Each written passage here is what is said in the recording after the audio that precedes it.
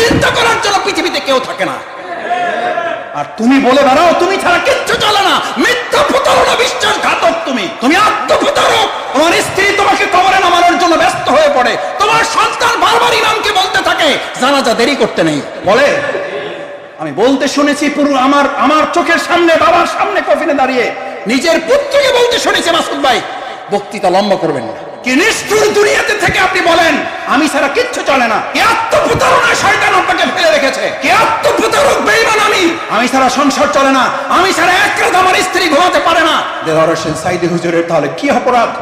নিজামী সাহেবের তাহলে কি অপরাধ? মীর কাসেম আলী মিন্টু ভাই তার ছেলে ব্যারিস্টার আরমানের কি অপরাধ? তার স্ত্রী কি করে ঘুমায়? আমার আজমির স্ত্রী কি করে ঘুমায়? শহীদ আব্দুল কাদের মোল্লার স্ত্রী কি করে ঘুমায়? আত্মপ্রতারক শফিকুল ইসলাম মাসুদ, বেঈমান শফিকুল ইসলাম মাসুদ।